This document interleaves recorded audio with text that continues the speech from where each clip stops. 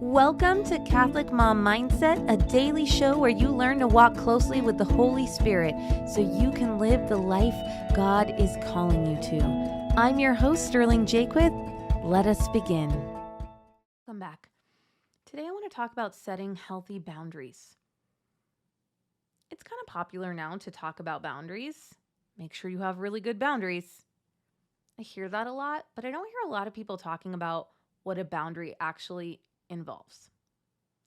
And so, in order to have an effective boundary, it needs to be very clear to you. It needs to have a consequence, and you need to be willing to enforce that consequence. Now, you don't need to communicate that in order to have a healthy boundary, but you may choose to communicate it if you feel like that would be helpful. For example, when you come over to my house as my friend, I don't tell you, if you punch me in the face, I will ask you to leave my home and we won't be friends. So that's a boundary that I have, but I don't need to communicate that to you. There's some general understandings of social norms, okay? But you might have a person in your life that did not receive the memo about social norms, and maybe they show up to your house unannounced. So I have a friend who lives in the country among a bunch of other, like a huge farming community, and that is totally allowed. Show up unannounced, have lunch at your neighbor's house. They all do it. It's this beautiful thing. But for those of us in the suburbs, that may not be. And so you might have a friend or a mom or a mother-in-law who just shows up to your house. And she does not know that that is a boundary situation for you. So then you need to be willing to communicate it to her, both the boundary and the consequence. And then you need to know, are you willing to enforce that consequence? So you may say to your mother-in-law, hey, I do not want you to show up unannounced. If you show up unannounced, you may find the door locked, and I may choose not to answer it. Okay? Then when she comes, if you want to enforce that boundary, you have to be willing to hear her knock and tell the kids, we're busy right now. We're not going to let Nana in, and stick to the boundary. Otherwise, it's just a request, and it probably will have very little effect. So it isn't actually necessary that you communicate a boundary, but if you're actively interacting with someone who's constantly doing something that you don't like, you might need to tell them the rules have changed. You might want to tell them, hey, this used to be okay. I've decided it's not. If you do A, I will do B. And then make sure you're willing to back that up.